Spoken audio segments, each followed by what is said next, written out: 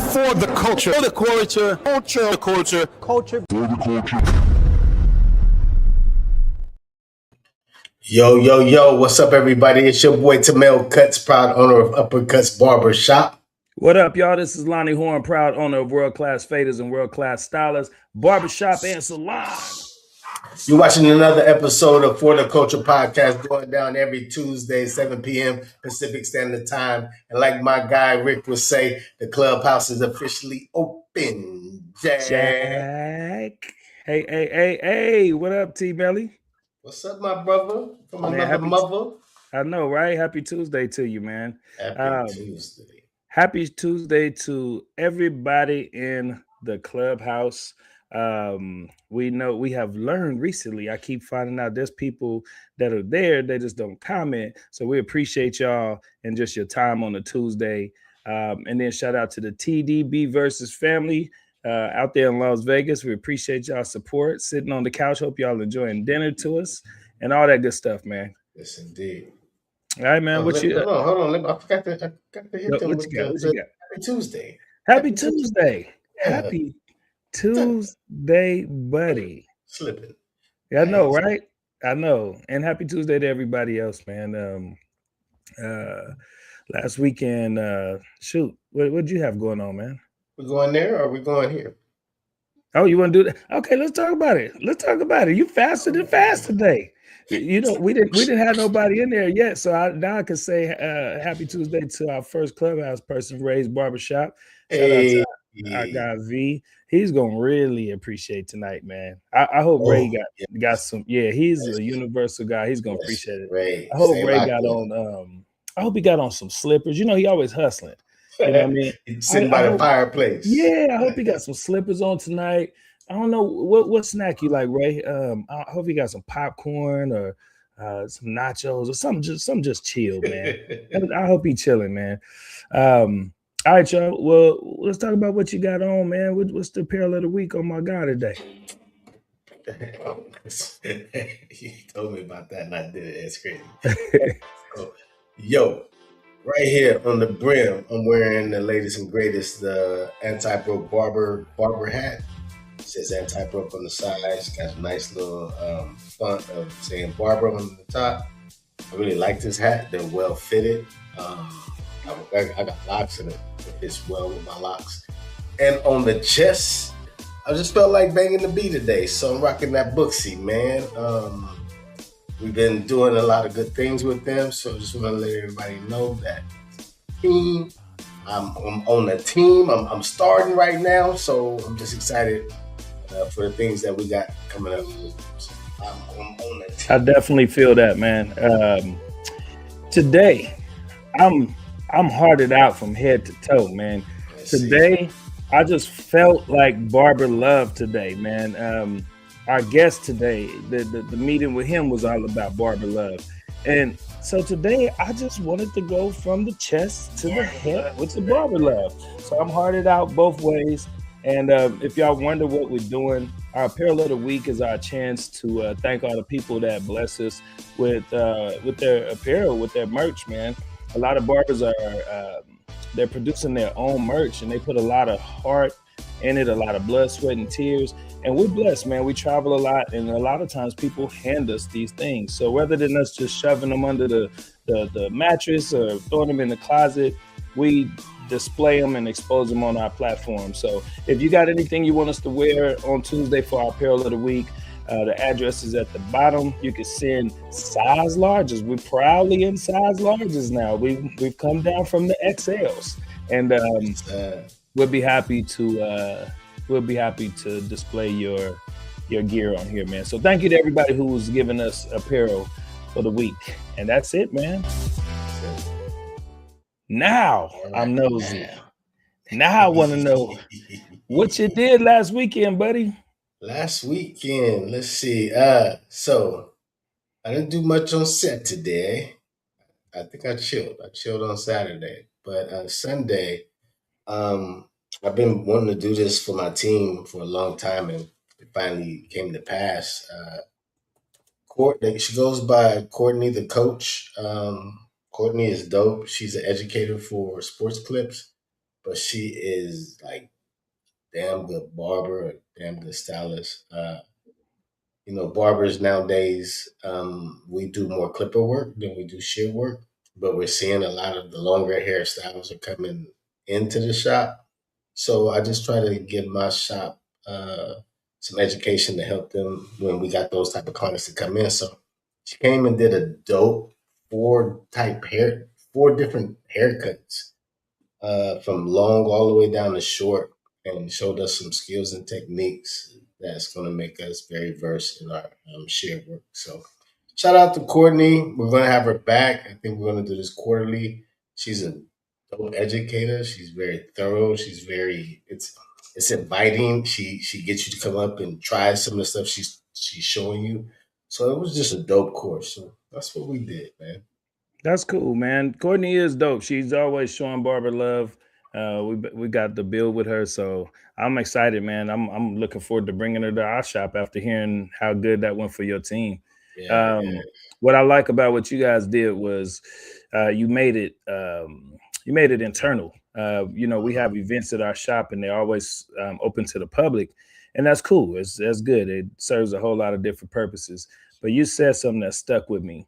Your barber team they're like family, so we know each other's strengths and our weaknesses, and we still strive together. So sometimes it's a little more awkward raising your hand and saying things that are make you a little vulnerable in front of strangers. Mm-hmm. But now in front of your team, that's pretty dope, man. I love that you did that. So you inspired me, buddy. I think I'm gonna take a page out of your book on that one. Sweet. All right. So what I did last weekend, we've been traveling like crazy. We did Chicago a couple of weeks ago. I came back for one day and then hopped on a plane to Arizona for my daughter's graduation. And then and I miss my team. I really miss my team, man. And I hung out at my shop all day Saturday and had the best time. Got crazy content for something they don't know I'm working on for them. They like, why are you shooting so much? And so I was just super excited to just be there that day. And then Monday, we had a dope class at our shop. Shout out to Hanzo Shears. Hanzo brought out Mikey Tees from Orange County. He did an advanced cutting class. And man, Yuba City, man, Simply Divine showed up deep. Shout out to Raheem. Wow. Simply Divine family, man. They came in there deep. Even got some scissors. But really good class, man. The feedback, people said they got a lot of good techniques. So that was really exciting. And then bounced from there and went to lunch with my wife and my mother for my mother's birthday, man. Happy birthday to my mama. Happy birthday, mama. Matter of fact, let me give her we ain't never done this before. Happy birthday to my mama, man. Boom. There you go, mama. Hey. So yeah, we enjoyed it, man. We did it simple. We went in and enjoyed a lunch at a Mexican food restaurant downtown. Had a good time, man. Just chilled. So that was a beautiful day, man. So that was my last weekend. But now, that's what's behind us. Yeah. What's coming up, buddy? What's coming up? Premier Orlando, bro. Premier Orlando is coming up at the end of the month. We're really excited about that. You guys are going to start seeing some dope promotion behind that, especially with us attached to it with Booksy. Booksy's bringing us out to do a live podcast experience out there. And we've been wanting to check out Premier Orlando for a couple of years, and to go in this capacity, we're extremely excited and looking forward to some of our relationships that we've built over the years with other people that are brands and bringing them out. Jack of all fades will be there. DJ Teddick will be there. DL Barber Master Doll. Barb is going to be there. Barber Doll is going to be there. Tina will be there. Tina. It's just a lot of people, bro. A lot of people. It's gonna be fire. Los. Bling King. Yeah, Bling King. Oh, yeah. Yeah. It's gonna be fire, man. We're looking forward to being out there. It's gonna be super fun, man. So that's what's coming up, y'all. And with that being said, I'm excited to get to our guests, but we can't get to our guests without telling you who we be rocking and rolling with, man. So T, please let them know. Gotcha. The best barbers and shop owners know that aside from customer service, presentation is everything. I mean, look around. If you want to grow long term, you have to show up professional and legit. That's exactly why I started Focal Fuse, to help brands look like industry leaders without the extra BS. Focal Fuse has helped some of the biggest names in the barbering and beauty industry bring their brands and expos to life to feel 100% like them. And availability is limited, but if you know we have to work together, just send a message, we'll have a quick conversation, and I'll take care of the rest. Peace.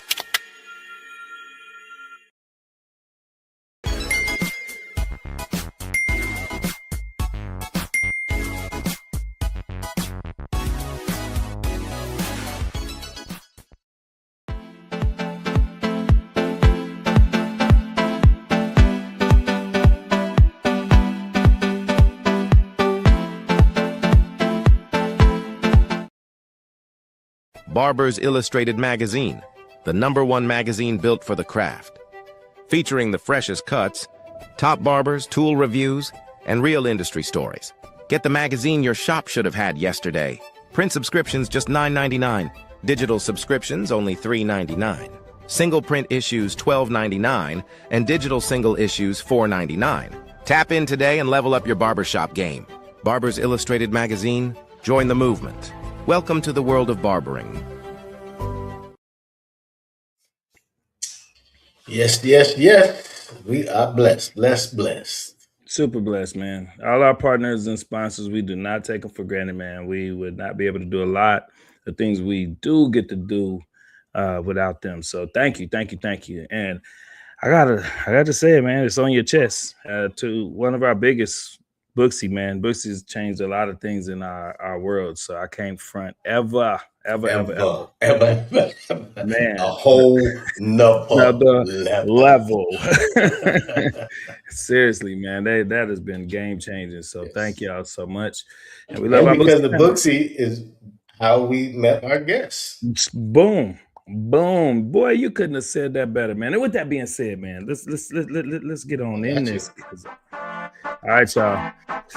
So tonight's guest is helping us take barbering global, taking our podcast global, y'all. Joining us all the way from the United Kingdom. This is a respected barber and educator we recently connected with at the World Global Stage in Chicago, alongside artists from over 10 different nations, y'all, in one place. It was so exciting, man. From culture and client expectations to education, style, and business. Tonight, we're diving into the similarities and the differences between barbering in the UK and the US, and showing how this industry can truly unite people all over the world. With no further delay, I'm getting excited, boy. Bring in our new guy. This is our new barber brother right here, man. Charles Fincott. Hey. Good evening, Jamal. Good evening, Lonnie. Hey. Look at that, man. Charles, bro, we're making history today. We just made history. Good evening, folks. We've never had anyone outside of the country as a guest on our live, and you are the one. Yes. Amazing. It's an absolute honor. Thank you very much. Oh, man. Thank you, too, man. It's a big deal. And the furthest out we usually have our guests from is the East Coast, and we're always thanking them like, oh man, thank you so much for being up at 10 o'clock for us. And they're like, oh bro, we love you, man. It's worth it. It's only one night, man. We'll do it. I want to let y'all know, our man Charles, it ain't no damn 10 o'clock at night over there. It ain't even 12. 3 in the morning. 3 a.m. in the morning. Man, he deserves a clap for that right there, man. I agree. So thank you so much, Charles. And we're gonna jump straight into it, man. We always ask our guests. Actually, let me give you a little disclaimer. I'm glad you're comfortable. You look very comfortable, and I'm so glad because we don't treat this like an interview. We're blessed, man. We get to meet amazing people, and we feel like this is just a great conversation and moment for us to get to know them better, and vice versa, man. So glad you're comfortable because we wouldn't want it any other way. And we always start off by asking our guests, why barbering? Why barbering? I mean, for me, it started a very long time ago. I was 13 when I picked up a pair of clippers. My mum used to cut mine and my cousin's hair when we were kids. And I think every household in the 90s had one of those sets of clippers, you know. Um, it came with a little video. I watched it, thought, yeah, I could do that. And started torturing my friends with lots of terrible haircuts, much to the disappointment of their parents. And I don't know, I think I just fell in love with something back then. I remember walking past shops, salons and stuff, you know, at the time, and seeing them all working and just thinking, it seems like a really cool industry, you know, like they seemed cool. I've since found out we're not cool, you know, we're just the same as everybody else. But at the time, I was like, that looks good. And then when I was about 18, 19, that's when I started. I went to college and trained and did it properly. I'd done a few things between like sort of early after leaving school, and just it wasn't for me. Went to college, learned to cut hair, did it ever since. Wow. So let's talk about the experience of school, because we have you at school, barbering. How is it? What is the school experience like? The barber college experience out there? So I mean, this is slightly different for me. When I started, where I live in South Wales, at least there wasn't a barbering qualification that was delivered here. There was one, but it just wasn't delivered in the colleges locally at the time. So you had to go and learn hairdressing. So Hmm. I trained as a hairdresser to be a stylist, and then you kind of went either way, you know, your separate way with it. But at the time when I actually started in the industry, I mean, barbershops had really, they hadn't had the explosion that we've had again in the UK over the last sort of 12, 15 years, you know. You had very small localized chains, or the sort of one-man band guy who your dad would take you to on the corner, you know, who had no sort of intention of hiring anybody, and I couldn't get a job cutting men's hair. So I went and worked in salons because that was the only thing that was available to me, and I came up that way. So I did my first part of my barbering qualification within hairdressing, and then I did my advanced barbering course then when I transitioned fully into men's hair. Wow. So it sounds like there's levels to it. Like it's just not one school. You had to go different levels.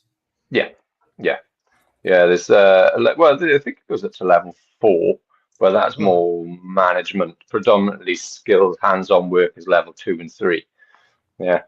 Is this all within the same school year or separate? Like you get out, you get your cert, and you get to go work, and then if you want to get Essentially, once you've hired, got your level 2, you're qualified, you're shop ready. You know, you've got your wow. papers. You can go work in a shop, and then you can do your sort of advanced courses then, which is, you know, advanced cutting techniques, a bit more. It changes, the criteria changes of curriculum quite often. Bit of beard work, shaving, Mm, stuff like that. You can add color work in. You know, it depends on. You can kind of pick subsections as well. wow. Hmm. Now, our schools, it varies depending on what region you're in. We used to have a requirement of 1,600 hours. Yeah. Now it's been reduced to 1,000. Some places are between 1,000 to 1,600, depending on, again, what region you're in. What is it? What's the hours like there? What's the requirements? So it depends on um, the sort of more traditional ways. You had two types. You had an apprenticeship that was work based. So you would be taught by the shop owner or Mhm. by the business, sort of 4 days a week, and then you do a day a week of college. So you go into college then and sort of sign off your assignments and stuff like that. Okay. Apprenticeships could take realistically anything from a year to 3 years. Hmm. And then you can go to college sort of full time. Normally it would be 6 months to a year, somewhere around there of part time sort of college then. Um, but then recently it's changed again. There's sort of a new part of the industry where there's a lot of courses that you can pay to do that are intensive courses, I suppose you'd say, and a couple of thousand, quite a few £1,000, and then they'll put you through these sort of very intensive barbering camps if you want, and then you come out qualified. Yeah, and to relate the money to Yes. American money, the £1,000, it's damn near like $1,000. Yeah, not far off these days. Yeah, And yeah. I think if you're paying for those courses, they're somewhere between like 4,000 and 6,000, I think. Yeah. Wow. Off the top of my head. I might be corrected on that one. Did you say 4,000 to 6,000? Yeah. I think so, yeah. Do you know how much it costs over here? Go. No. Well, he's talking about a course though, just a course, not this is not Barber College. What do you think the total is for Barber College altogether? Roughly. No idea. Well, no, What did you pay? So if you're doing it through the way I did it with the local colleges, you just pay an enrollment fee. It's essentially subsidized learning. So you pay an enrollment fee to the college, might be like £250 or something, and that's you on the course then. They generally, the colleges here will get paid by, I suppose it would be the government for fulfilling the qualifications, if that makes sense. But if you're doing these private colleges, then you're paying out of your pocket directly to them for the service. And do you know anybody that's done just straight barber college and they're not at the, community college, to get a rough idea? Yeah, quite a few. I see a lot of new people coming through into the industry over the last 5 or 6 years at least. I would say that that's probably the main entry point to industry now. And they've said they've paid roughly around how much? Yeah, quite a few £1,000. So check this out. Me and this guy, Tamil, how much did you pay to go to school? I paid, my tuition was $1,600 or $1,650. I only had to pay $250. So he paid about $250. I paid $800 for the apprenticeship program. That's the route I went. And so Tamil and I, we speak at schools and we talk. We teach about business etiquette, customer service. How to bring more value to the experience beyond the haircut. And so we've been blessed to do that. And we didn't know. One day we were speaking at a school and we were trying to just, give some knowledge. And I made this reference to how much people pay for school. I'm pretty sure you pay $1,000 or a couple thousand. And the one lady raised her hand and said, no, it's 25. And I said, oh, well, yeah, if I pay $2,500, I definitely, pay attention better. And she said, no, it's $25,000. Did you see Charles' face? Charles, hey, we didn't even know this, Charles. We had no clue, man. We didn't know school had raised that much. But now we talk to a lot of school owners. We have a lot of friends that own schools, and we've learned that that's normal now. That's probably on the higher end, but we see them range anywhere from 15,000 to 25,000. That's like a range. No way. Amazing, right? What's the duration? Yeah. What's the duration? It's about 10 months. About 10 months. Yes. And it's full time. And they do part time, but it takes longer. But it's full time. Wow. Yeah. And what was your question you were asking about it, Charles? He says, "What's the term? How long?" Oh, got you. The term, got you. Yeah. So that's amazing, man. So we were really curious to see the differences. And then it's highly regulated here. Here the government is very involved with barbering because styling because a lot of people may not file taxes or they can say they make this much and they actually make that much. How is it highly governed there or is it not so much?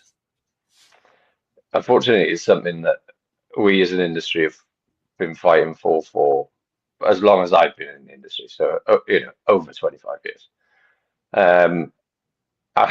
Our industry is completely unregulated. Oh, so in the UK, we all try to keep, no, we all should, and most do keep to the standards that we should. We all, you know, most people do train properly and get a qualification and your papers and do it the right way. But there are some who don't, and there's nobody to tell them that they can't. Oh, so out here we have the state board that will come around to your shops and they will see if your quats is full, if your station is dirty, if you're using the tools properly, all that kind of stuff. You don't have stuff like that. You don't have nobody to come around and regulate and give you guys fines for not having your paperwork but working inside of a shop. No. Whoa. So where's the license? Is there a license? Nope. Whoa. Whoa.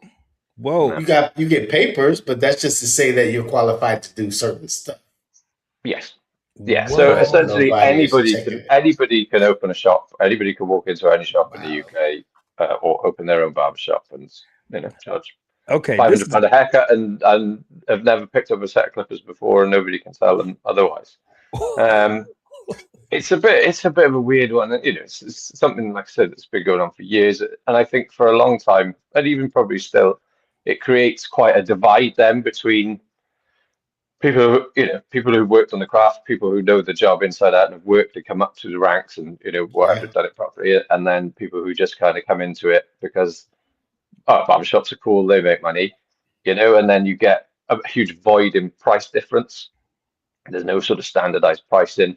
It's from one side of the spectrum to the other.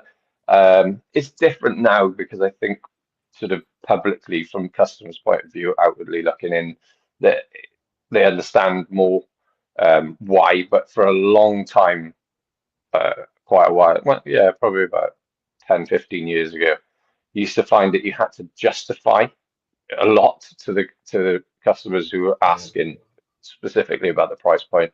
Why? Well, why can I go down there and get it for X amount, and why do you charge this amount? And you'd have to justify that point. When now I don't think you need to anymore. I certainly don't, but I think a lot of people don't have to anymore. But it brings a lot of other aspects to the business then, when you have a sort of unregulated industry. Yes. Yeah. Yes. Let me ask you this, because you said you took advanced classes, and I see that in your work. Yes. And I see that brought you other jobs outside of just standing behind the chair and cutting. Your work has been in magazines or in editorials and stuff like that. How did you get to that level of barbering to where you're being asked to present your work here or do a job there outside of the shop? A lot of that, I think, throws back to my original training in hairdressing. So the hairdressing qualifications are so much more because there's so much more to it, and you get even more of an underpinning knowledge of hair and how it falls, how it grows, color, how to enhance, style, shape, dressing out long hair. If you can dress long hair, you can dress shorter hair much easier, but combined two, So I think a lot of what you see in a good portion of my work, the knowledge sort of comes from far back there, that I sort of honed those ways. I think I'd like to think I may have got there anyway without that initial sort of period that I had in hairdressing. But my advice to all barbers is always, don't just learn men's hair, don't just learn barbering. Go further, go harder, expand that knowledge base, because it crosses over in back and forth so many times. Hair is hair at the end of the day. It shouldn't matter whose head it's on. If you can work with it and you can learn more about it, it only makes what you do in the future better. I created a little something I would like to share with our audience, a little bit of Charles's work. I can't even imagine getting to that level, being the barber I am, to do this type of stuff that you do. But I definitely want to share some of this with everybody. So let's check this out.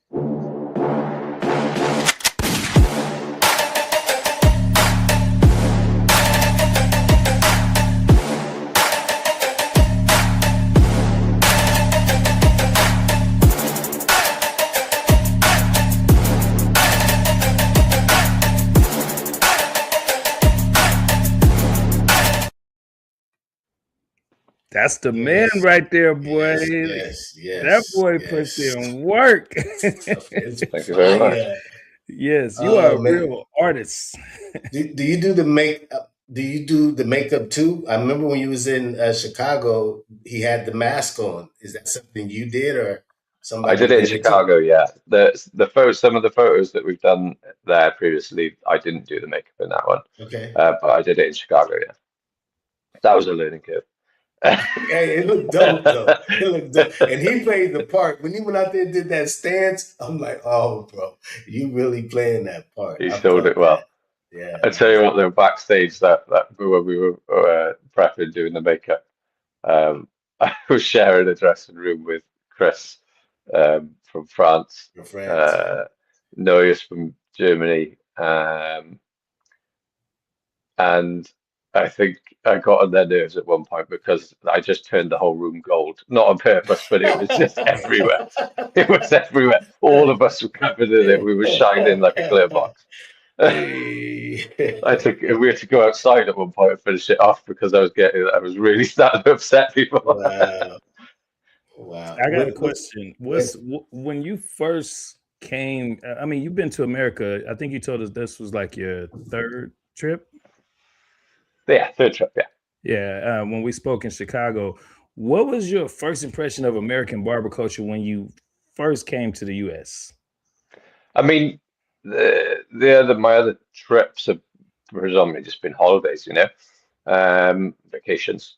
So I've not, you pass I've passed a barber shop or two when I was out there. So this was my real first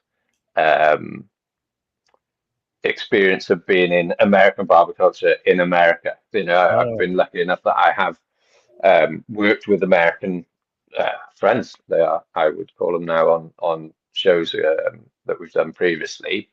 So I've been around, but never fully immersed that we were in your own country, surrounded by your own countrymen. That was something special. The energy, the energy, especially on competition day. Nobody stayed seated, did they? Everybody was at the stage. That was phenomenal, and just the openness and willingness. Everybody's ready. Everybody's ready to learn at those events, aren't they? And share, which is a huge thing as well, I think. And you don't experience that in the UK, that kind of No, we do. camaraderie? Yeah, we do. We definitely do, for sure.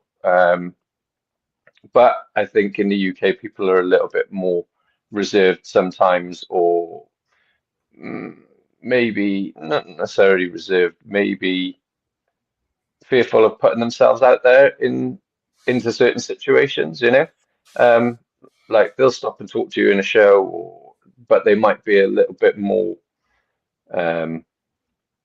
held back then of going and asking questions and introducing themselves, where I don't find that at all with anything in the States. Everybody's just, let's get in and let's get on with this because we're all here for the same reason, which again, it is like that here, but just slightly different cultural differences, I suppose.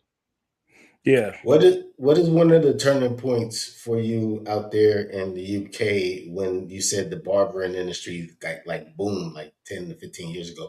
What was it that brought that about? Is it a specific trend or a specific content creator or something like that? What was it that sparked that boom out there that you made? I don't necessarily know what brought it about, or I couldn't really pinpoint it to. I Can would I say ask you that this? when the fades really started to come back big again in this country, that would probably be a big part of it. I know what caused the decline, or in my opinion, what caused the decline initially in the barbershops anyway, and that was Talk about it. a lack of investing in training, essentially. Hairstyles changed in the UK, especially hair got a lot longer. I don't think barbershops kept up with that type of thing. So there was a huge period where men went to salons because they wanted, the hairdressers then could do, or the stylists could achieve the styles that they wanted with longer hair, and guys were straightening their hair, and there was a lot of color going on. You're talking sort of early 2000s, mid 2000s, you know. And I think that was not that point, but it had already declined in a lot of barbershops to that point. And then probably, I'd say late 2000 onwards, the late 2000s, that's when that curve steepened. And I think probably fades were a huge part of that. And then it just again exploded. I mean, everywhere, I think, but in the UK especially, it just, you know, every other shop is a barber shop. So what style is dominating right now in the UK? What style? Yeah. It's quite an eclectic, combination of styles. You know, the skin fade's still there. You know, all types of fades, lots of tapers. A lot of longer hair coming back through again now. You know, a lot of sort of blow back, longer hair. Some with tapers, some not at all. Yeah, there's no one. You know, at the moment. There was for a period again a few years ago. Peaky Blinders had a lot to do with that. I don't know if you guys have seen that show. Yeah. There was a You're right. I was hearing that a now. lot from my clients. It was like I didn't even know what it was. I had a dude bring it on his phone. He was like, "Man, can you give me Peaky Blinders?" I was like, "What the hell did you just say?" And he pulled it up on his phone, and we watched like an episode, so I could feel the vibe. So yeah, that's dope. That is all the way out in the UK too. Yeah, there was a point where that came out, when it originally came out, the show, and in my old shop, I have to say to all the guys who are working with me, right, the new season's coming out tonight. You have to watch it, because you knew the next day you're doing 15, 20. I want Arthur Shelby, please. I want a Tommy Shelby, please. You know, just one after another, after another. So we'd have to watch it just to know what we were going to be doing at work the next day. That's dope. But yeah, that there doesn't seem to be like that trend, that one trend at the moment. It's right across the board, which is great as well, because it gives you variety in your day. You know, and from a customer's perspective, I think they're much more willing as well at the moment now to try new things, you know, and switch it up, because there's so many little sort of nuances between haircuts now that they're making tweaks sometimes cut to cut, which is good fun, you know. Is there any trendsetters that help to catapult the industry out there? Like out here, we remember the juice fade. They started doing the Gumby look. It was done by a DL master barber out here. Everybody started getting that Gumby look, flat top look. Then we have the Nas fade, where they had the little half moon, and now we got the Boosie, or had the Boosie fade. And these are things that people are coming in specifically asking for, just like you said, Peaky Blinders are coming in specifically asking for these type of cuts. Do you have that outside of Peaky Blinders, somebody that has set some trends out there that's gotten everybody? Oh yeah, for sure. You know, yeah, count probably. I don't, you know, I'll try and list off a few, and I don't want to offend anybody by not putting them in the list, just because my brain's not working quick enough at 3 a.m. It's early. You know, I think so. You know, when you speak about that, yeah, you get those sort of recognizable silhouettes.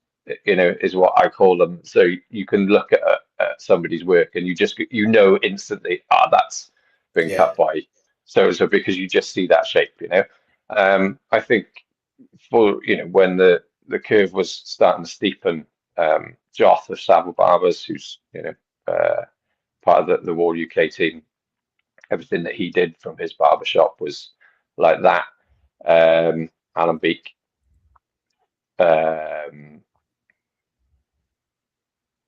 back then for sure.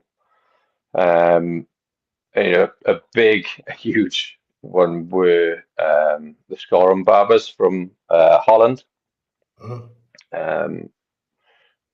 Rob and Lee, those two, you know, created a huge movement, I think, within barbering. I think they were part of a huge resurgence and bringing new talent into the industry. People wanted to come in was just because of the way that they cut hair, you know.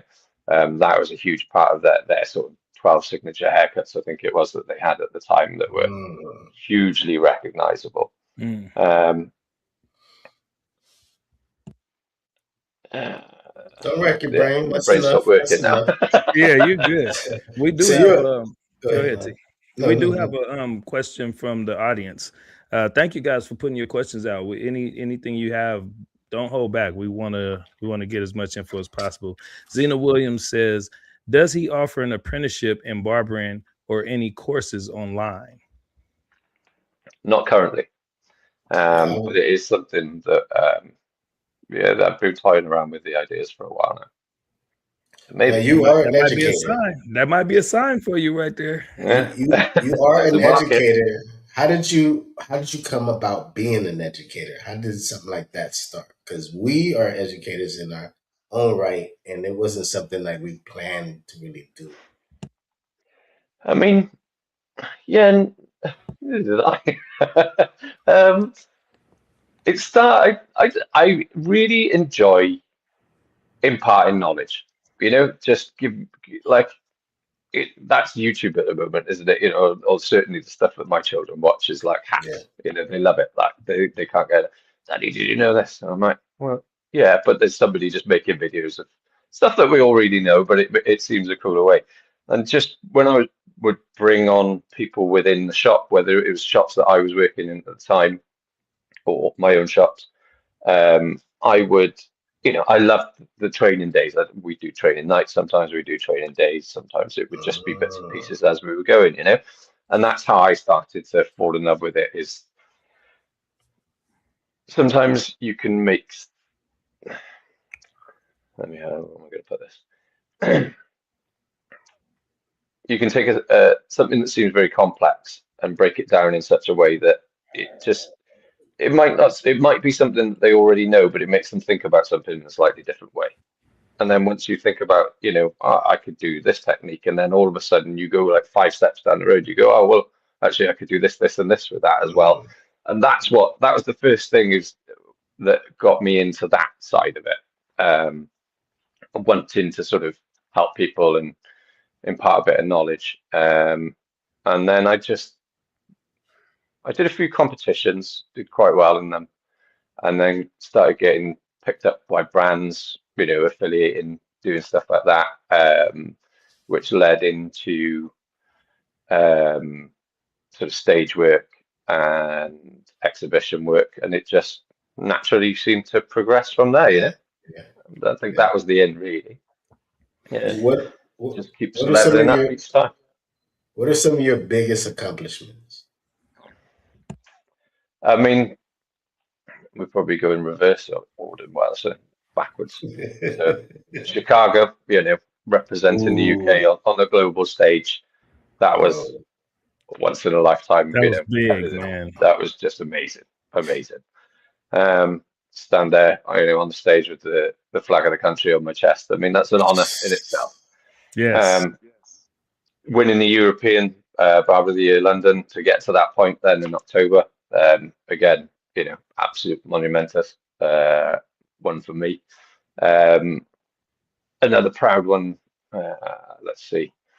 I was the official barber of the grooming room London Fashion Week back in, I think it was like 2017. That was a really cool event. I did some collaborations with one of the tailors on Savile Row, where they make Savile Row, where they make all the bespoke suits. So I've always had a thing for fashion as well. I think it's part of the industry, isn't it? You're sort of led that way, and so I've always had a thing for sort of fashion, and I do like a nice suit, and so that was a bit of a childhood fantasy moment, for me. I'd always grown up reading GQ magazine, where everything was sleek, and I was like in this tailor's cutting hair, and do stuff in that, but I was part of it. It was really cool, and it was not long after. Have you seen the film The Kingsman? Yes. Yeah, so it was the tailors that they shot The Kingsman in was next door to the one that we were in. So it was like, bro. The heritage. That was really cool. Yeah, that was fun. That's tough. I have a. Go ahead. Go ahead. No, go on. Sorry. This is totally a gear shift. we are full of barbershops out here. When I tell you we got barbershops over on barbershops on barbershops, there's one barbershop to the left of me. There's another one behind me. There's another one at the other end of the block, and then 1 mile down, you got 3 other shops. How is the density of barbershops in the UK? Yeah, insane. Where I am currently, where I'm based currently, sort of not in city centre, slightly outside, sort of more in the suburbs then. Between barbershops and hairdressers, hair salons, currently I'd say there's between 40 or 50 within a mile radius of my shop. Oh, damn. Whoa. Whoa, there's probably 20 on one street. On the one street that we're on. So y'all are beating New York out, because New York beats us. New York said they like, we beat barbers from New York a lot, and they're like literally multiples on one block. I thought we had a lot. You just beat New York. Where I used to be previously in the city centre, you could probably double that within the same radius. And then so competition is high. Hey, I would just tell you that I need to know what that means. What that means like, for them, maybe. There is no competition, or I like to believe if I'm focusing on you, then I'm definitely not focused on me and my business. So, what was that? People, you're not short of somewhere to get a haircut. There's levels. There's a difference between a haircut and a hairstyle. There's levels to it. That's what I read from the. I read that there's levels. As you were, and not just that's not throwing everyone else. Some of my closest friends from the industry have shops on the same road as me. Within 4 doors away. And we all have our own custom, and we all do our own thing, and we all support each other as well, which is like that's cool. One of the biggest things. There's always some exceptions to the rule, but there's what is good about that, and it is good for everybody, is that there is a place for everybody. If you only want to pay XYZ for your haircut, then you can go there and you can have that. If you want the other end of the spectrum, you can go there and you can have that. If you want somebody who specializes, everybody's got a niche as well. So horses for courses, isn't it? Yeah, I definitely get that. And so our prices vary, man. Since before COVID, I would say the average urban barbershop was charging somewhere between $20 and $30. And it was scary to even raise your price. You're like, oh, I'm gonna go up $5. And it was a big deal. COVID hit, and barbering, we said, well, man, all of our supplies, the price is going up, and we have to charge $40 and $50 and $60. And some people went to $100. We have to, at least till this COVID thing is over. And then when COVID was over, it's like, I don't know if I'm going back to $20 to $30. So now the average haircut here is somewhere between $40 to $50. You have the exception, you have some charging much higher, and then you'll find some shop. But I'm talking like urban shops where it's booth rent, and what's the average cut, costs out there? Again, it varies. I'd say probably I did have a look at this a couple of weeks ago. I'd say the average, I think the UK average is probably around £25, I want to say. But again, sliding scale. So y'all didn't go up during COVID? You didn't do what we did and said, man, these gloves are expensive and all this stuff. The prices didn't. Yeah, we tried to, as much as we could, Got you. Within reason, but we didn't. No, I don't think there was many places that hit the $100 mark. But I'd say, yeah, around £30 is probably the average. If you're outside of London, I'd say in London, slightly different um, it's kind of its own microclimate, London, just everything's more expensive. I'd say it's probably closer to 50, £60 average a haircut in London. Um, and then as you sort of spread out through the UK, then regionally it will vary. Shop to shop it will vary, but I'd say probably around the £30 mark. What's the average time for a haircut? Again, varies from shops to shop, really. It could be 10 minutes in some of the shops. What about you? What about you? My haircut is 45 minutes. Yeah. You know how quick this guy cuts right here, Charles? Your new barber brother. You want to know how quick this boy can? Yeah, go. This boy he'll do a fade in 20 to 25 minutes. A fade? I can do fade in like 10 minutes. I've done fade. I didn't say what you can do it in, but just average is like 20, 25 minutes. Yeah. I can. I used to work from like 30-minute appointments, but I don't want to. now let's compare the cost of living for the US. We're a capitalist country. Everybody's trying to make all this money. So places that we live, like minimum wage out here in California, I think now is up to $20 an hour. Where before we used to get paid pennies compared to what these guys are making. How is the cost of living out there for a barber making $30 every 45 minutes? Is that good money? Is that like good money? They can sustain a great life with that. Yeah, I mean, if that's if that's your take home money, that's not bad, is it? It's just under 30 quid an hour. If that's your top line, it's slightly different, isn't it? If you're paying money out of that to get your margins, it's slightly different. Yeah, it's tough. But I think it's tough everywhere in the world at the moment.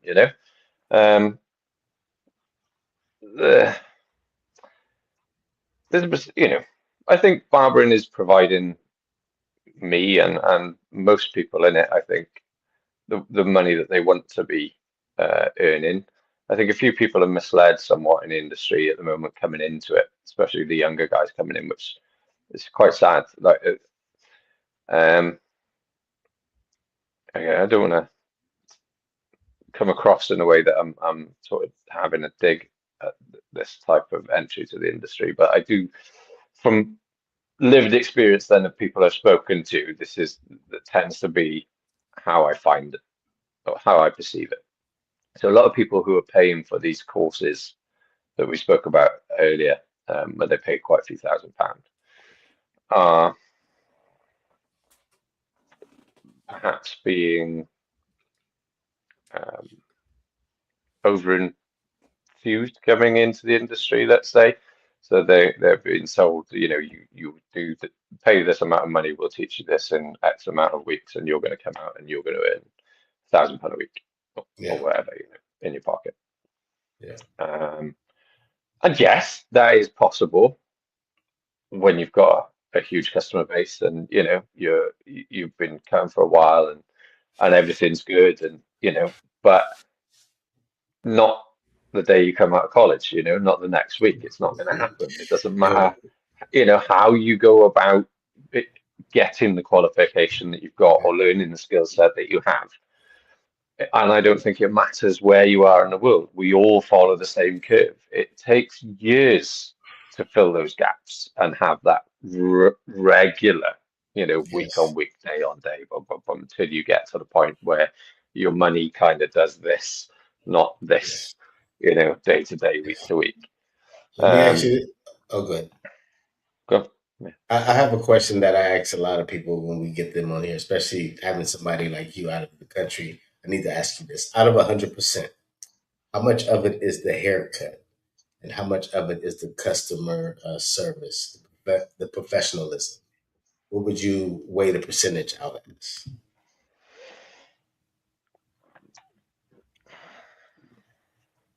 That's a good question. I like that, because for me personally, I'm very heavy on customer service, very heavy on the haircut as well.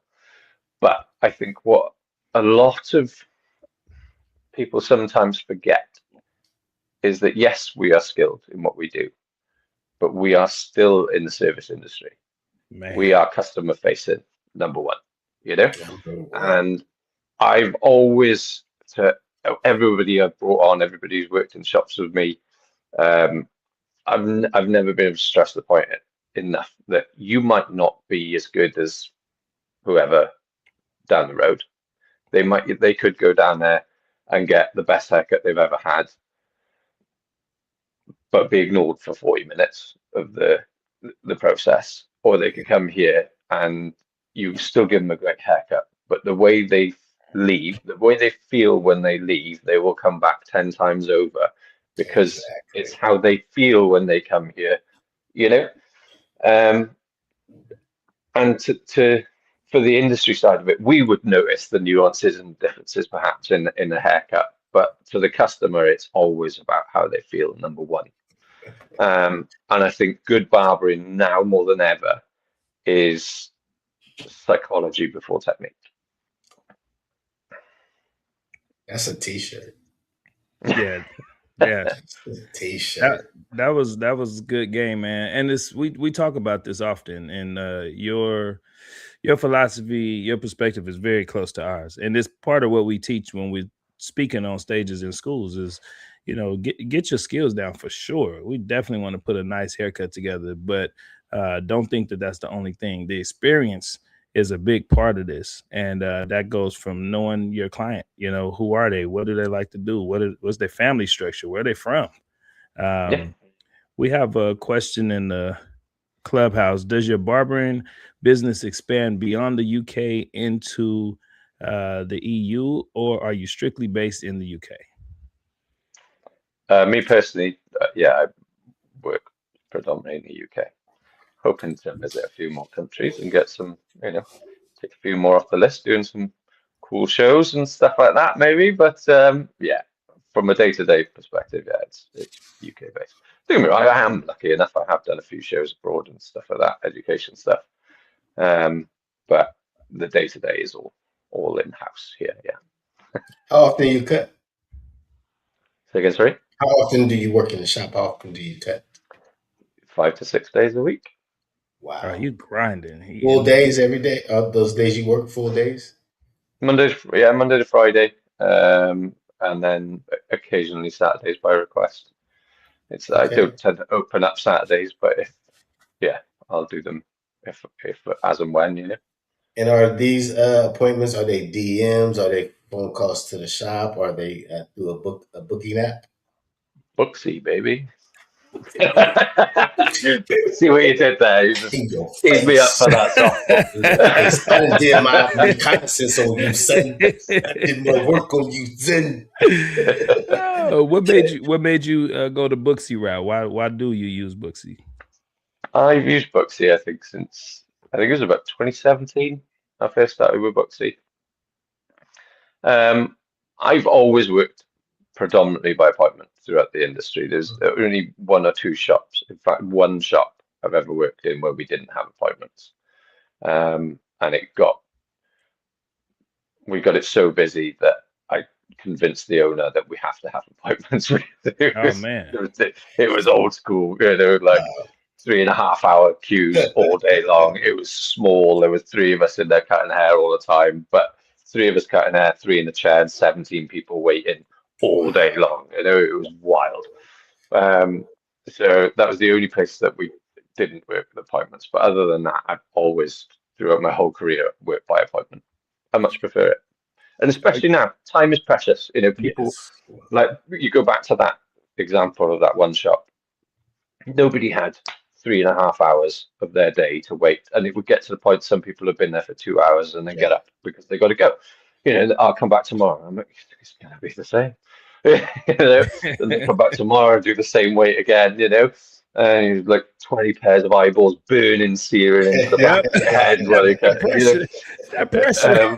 Yeah. So people's time, just that alone, people's time is too precious now. They come in when their appointment it's done, and they leave at the time they're supposed to be leaving. And, you know, that alone is worth everything. Yeah.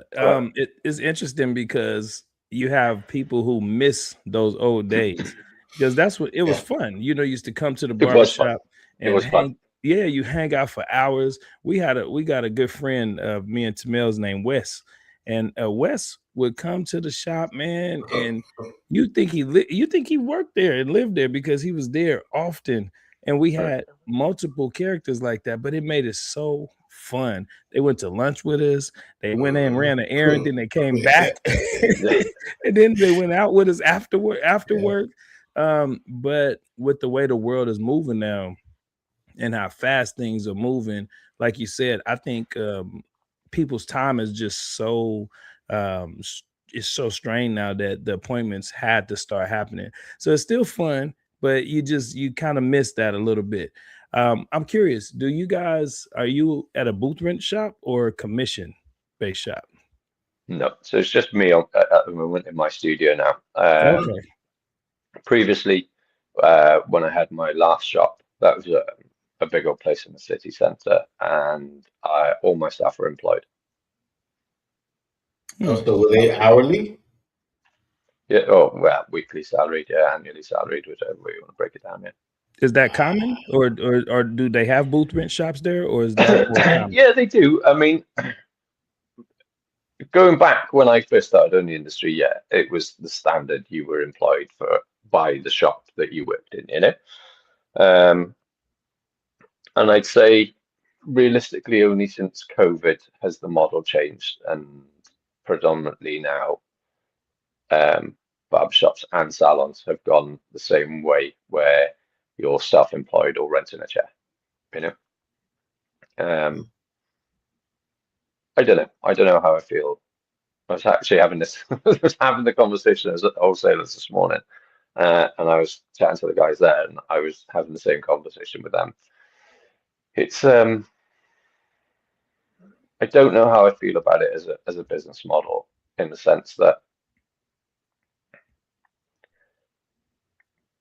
I feel the shops are different places now since they've changed to this type of model. I get why, you know, in the UK especially, the business owners are being choked by employers' contributions. So if you employ your staff, you pay as an employee, you pay towards their tax, and you pay Yeah. a bit for them, bit for the government, you know. And Yeah. they put those national insurance contributions, it pays for the NHS and stuff like that. They put those contributions up so much now for business owners that it's making it impossible. And we have VAT. So if you hit the VAT threshold, if your shop takes over, I think the VAT threshold is 87,500 or something like that, 89, let's call it 89,000 a year. So once you go over that in revenue, top line, then you have to register to pay VAT. So you instantly pay 20% on everything that you earn then, you know. So, and being in a service related industry, we don't, so if you buy a lot of products, if you're you know, let's say you're a mechanic in a garage, you're buying parts all the time, you can claim the VAT, you can claim the 20% back on all the parts that you're buying in. But in the service related industry that we don't have the ability to do that, because there's no essentially VAT on services. So the only way to do it is pass it on to the customer, you know. And I think that's why the industry has gone the way it has. But what I feel has happened, sorry, I digressed a bit there. Let's get on my soapbox about the government. But we want to hear this stuff. We want to. It's interesting to us to hear this. Highly. Yeah, what I feel has happened though in with the shops then is that you don't necessarily get the loyalty to the shop anymore from the customers or the staff. You know, so when you were employed, you were part of that team, and not just that, it paid for the business owner or the you know, the salon managers, whoever, to pass the knowledge down the line. So, you know, because everybody benefited. If you get better, the salon gets better, everything gets better. Where when you've got shops now where they're just renting a chair, or you know, whatever the structure is, commission, if the business owner is only getting a flat rate no matter what, well, why would they? They're not going to waste their time investing. But sadly, they're not going to waste their time, you know, training people for no greater benefit for them. You know, I don't know. It's a bit of a sad way the industry I see it at the minute. Something I'd like something to change, and I don't know what, but I think it's got to start with education.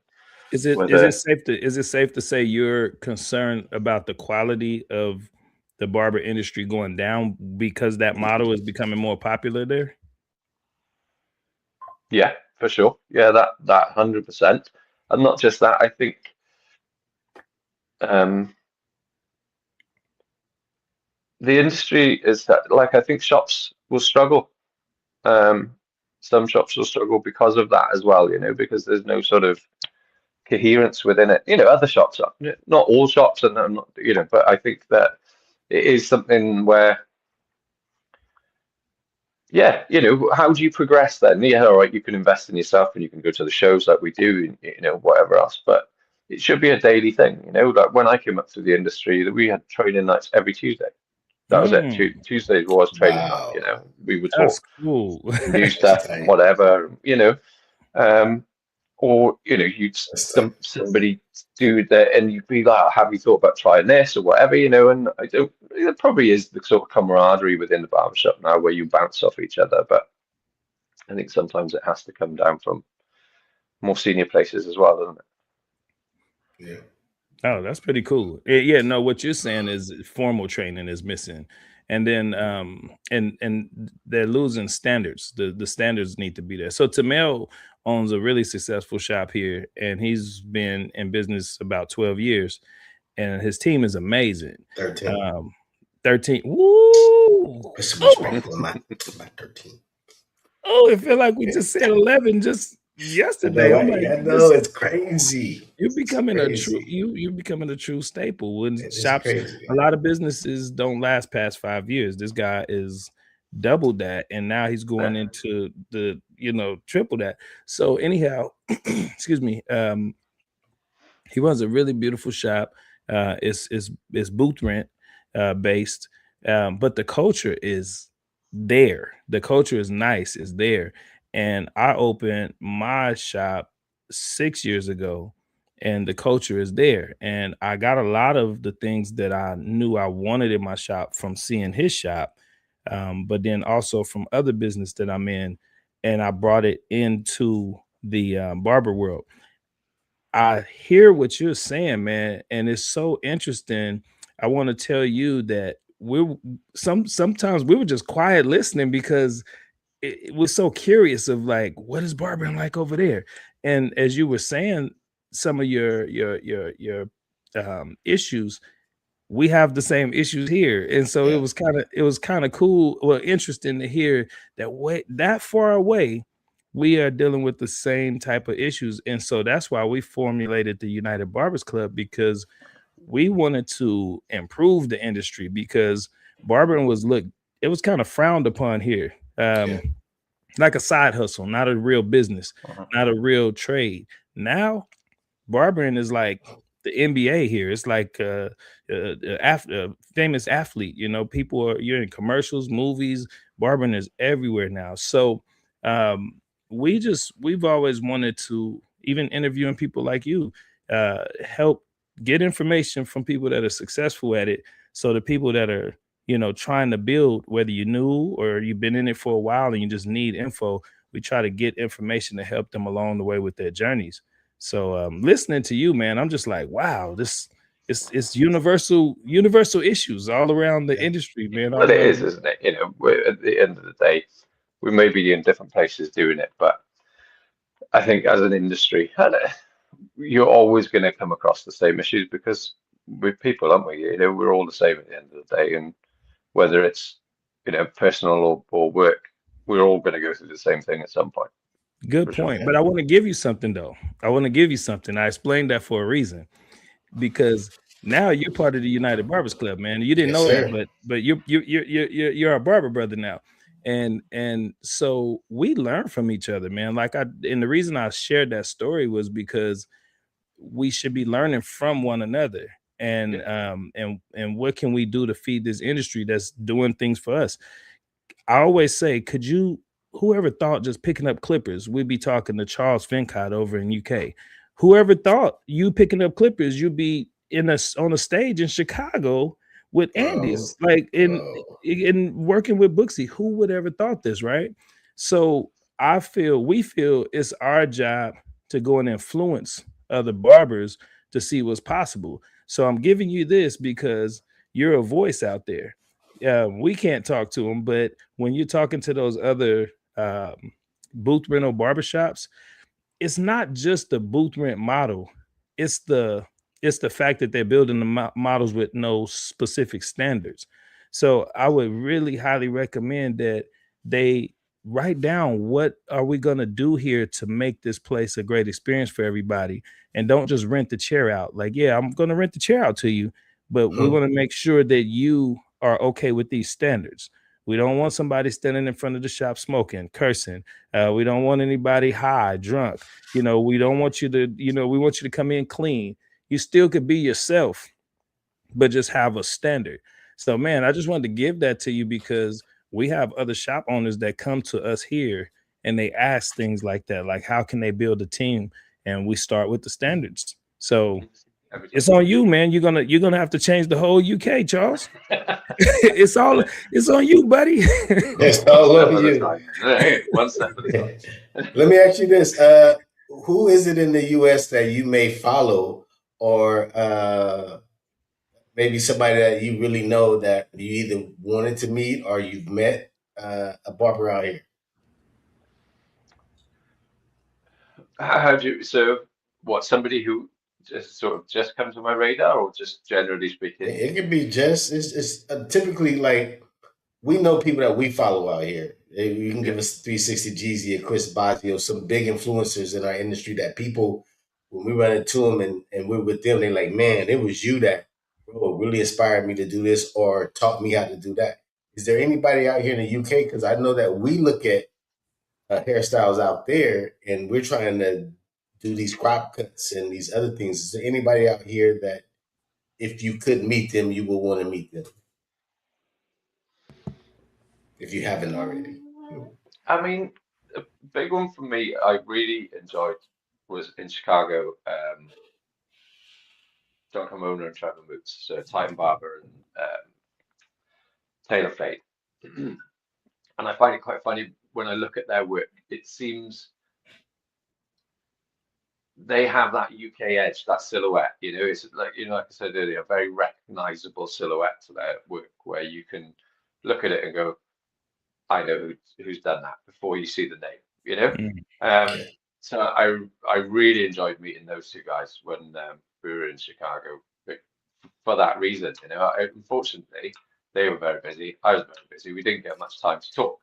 There was a couple of questions I wanted to ask them. I didn't get a chance, and we have had a couple of messages back and forth. So nice. I am going to get them in soon, of just about kind of where their inspirations come from, because they seem to have the way they cut hair, the way they sort of dress hair and style it out seems to be very much like the way we do here in the UK, away from your sort of atypical American style barbering that you see generally, I think.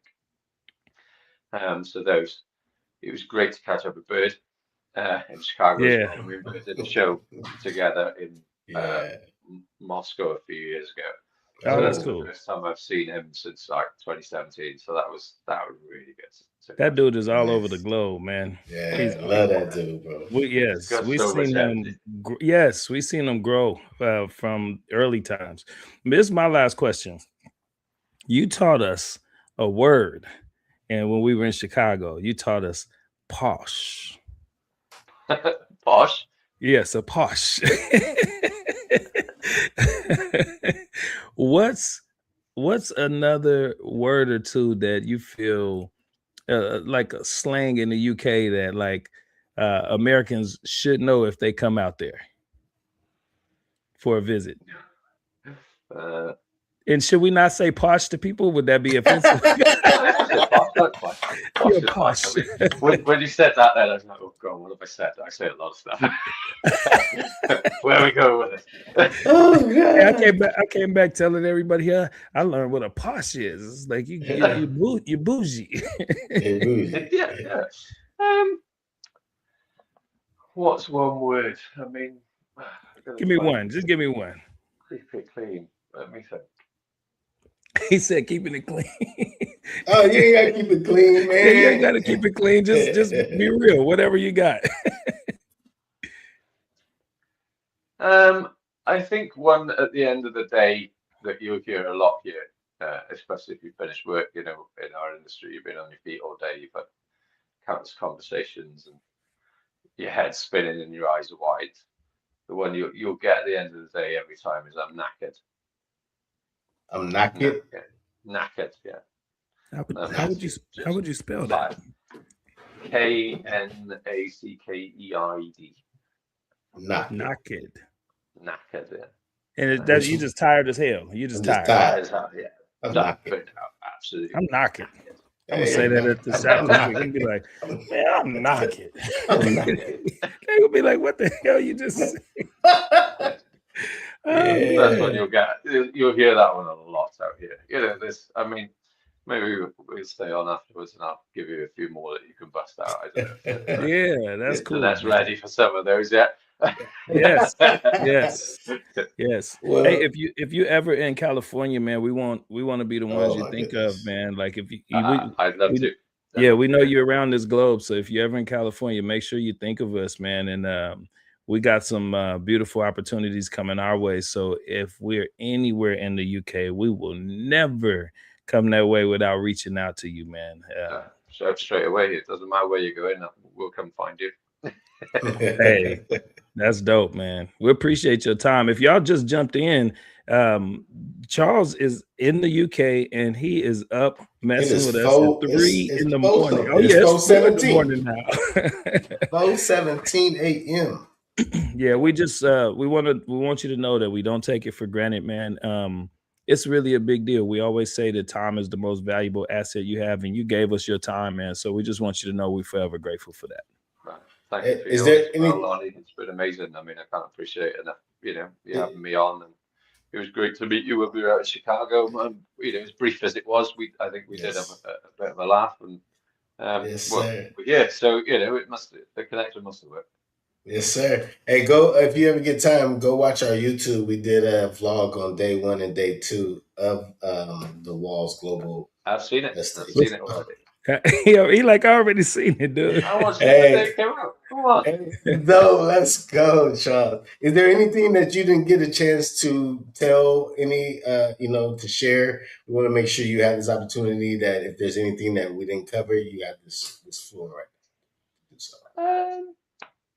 No, it was just good to chat. I got to thank, you guys, first of all, Wall, for, bringing us together, without them and Buxy. Our paths would never have crossed. So it's just, a huge thank you to them and a huge thank you for the show that they put on out there. It was absolutely amazing. Yes, I agree. I got to talk about Booksy people, my global people, and see if they need some ambassadors out there in the UK. I was thinking the same thing. Well, I was like, man, we got to connect them with the UK, with the team over that way, man. So, yeah, we're definitely going to talk about that.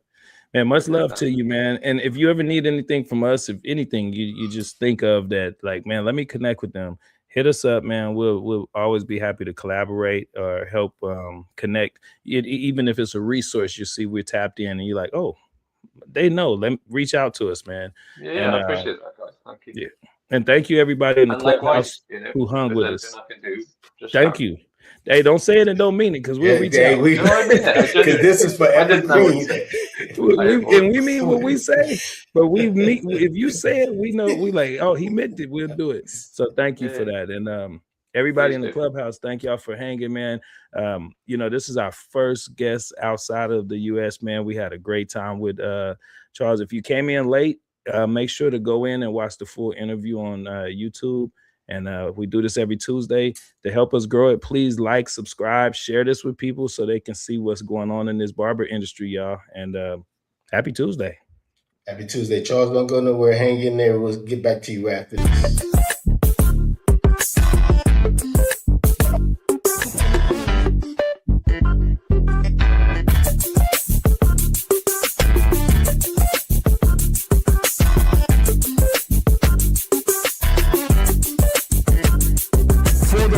For For the culture. For the culture. Culture. The culture. Culture.